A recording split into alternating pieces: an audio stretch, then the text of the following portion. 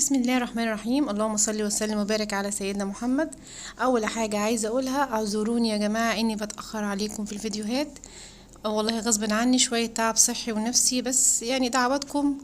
بس انا بجاوب على كل التعليقات بتاعتكم على طول، ما بتاخرش، يعني ما بتاخرش خالص على قد ما بقدر. ايه الجديد بقى معانا في قريه فايد السنه دي؟ وهجاوب على الاسئله اللي انتوا بعتوها الخاصه بالقريه، وكمان هنشوف تفاصيل اكتر عن المكان. سألتوني على الألوان كتير، فعشان أسهله عليكم شوية احنا بندخل طريق فايد وبعدين بنوصل مرور فايد، هناك بنسأل على الشارع الجديد، بندخل الشارع الجديد، هو آخر الشارع الجديد يمين. تمام. قدامه يافطة كبيرة بالطوب، هنشوفها دلوقتي مكتوب عليها اسم النادي. دي تقريبا كده اهو، بصوا شكل الشارع، شكل اهو احنا كده داخلين عليه بالظبط. اليافطة هناك اهي دي، بس دي ظهر اليافطة اهو النادي. بصوا ده شكل النادي كده، وادي اليافطة قدامه.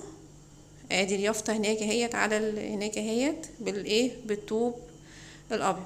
بس انا كنت دخلت من ناحية سكة قطر الناحية التانية، بس انتوا خليكم في اللي انا قلته دوت اسهل. كده احنا قدام مدخل النادي بالظبط. كده احنا دخلنا في القرية، داخلين كده من باب الدخول على طول. صورت لكم برضو واحنا خارجين من القرية عشان اوضح لكم اكتر. كده انا طالعة من النادي على طول من القرية. كده شكل الشارع من بره،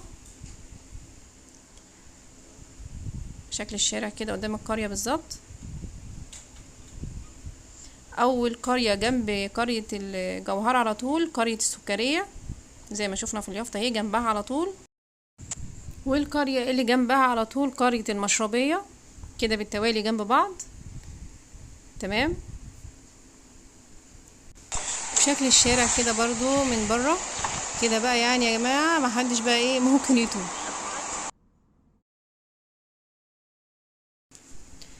وصلنا القرية الساعة 11، حوالي الساعة 11، لكن الاستلام نستلم الشقة الساعة 12.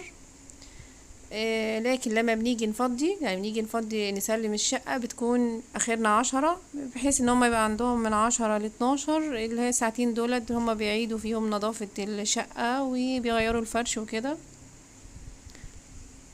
فقعدت في الساعة ديت، قعدنا نتفرج على مشينا على البسين ونتفرج على على الاماكن كده.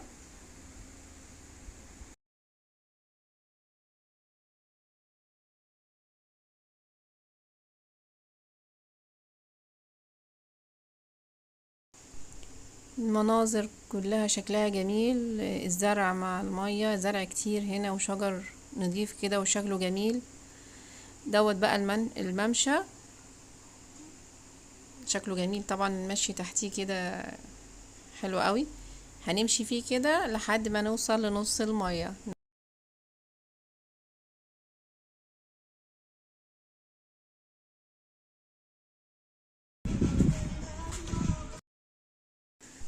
الممشى مساحته كبيرة قوي، وفي اماكن يعني ساعات بنفطر الصبح، بتبقى الجو روعة وتحفة، جميل قوي الصبح كده. الشجر والجنان هنا كتيرة مع المية مخلية المكان شكله تحفة. الجديد معانا بقى السنة دي، ودي كانت احسن حاجة عجبتني، المية البحر. هم عالجوا المشكلة اللي كانت موجودة في ارضية البحر. السنة اللي فاتت قلت لكم ان انا معرفتش انزل المية خالص، لكن السنة دي البحر كان جميل جدا وحلو قوي وممتع للنزول.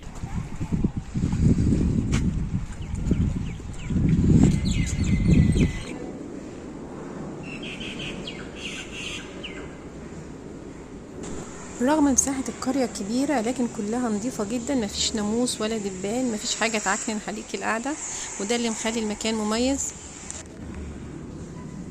عدت سنة وكأننا كنا هنا امبارح. ايام بتعدي بسرعة فعلا.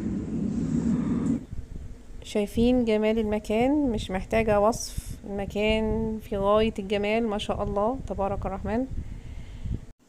كده خلاص هنطلع نستلم الشقة، هنجيب الحاجة الشنط من العربية ونطلع.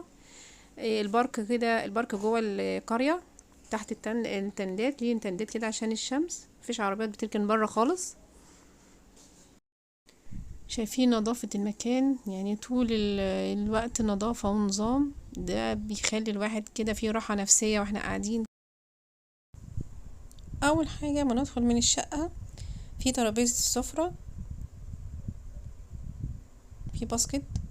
ترابيزة السفرة عليها التعليمات لاستخدام التكييف، وعليها منيوهات هنا، وفي برضو ارقام موبايل اي حاجة انت ممكن تعوزيها، سواء صيدلية، محمصة، مطاعم، اي حاجة. الصالة فيها الصالون زي ما احنا شايفين كده، وفيها تكييف وتلفزيون. ده المنظر من الصالة، بيبص على البسين والبحر. ديت أوضة النوم كبيرة.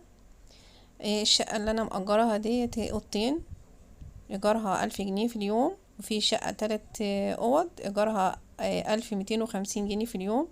الأوضة الكبيرة فيها تكييف خاص بيها، وحمام ليها برضو لوحدها، غير الحمام التاني اللي خاص بالشقة.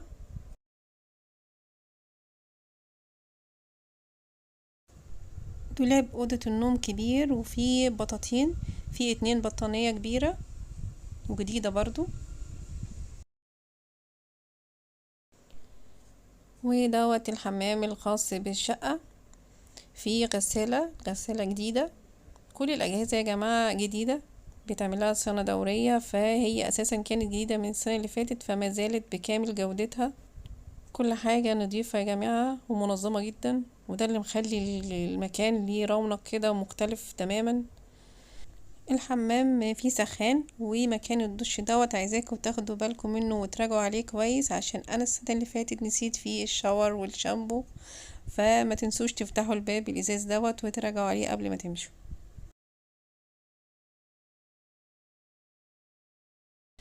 هنا المطبخ، بوتاجاز والتلاجة. ده الفيو من المطبخ، كل حاجة بتبص على البسين وعلى البحر.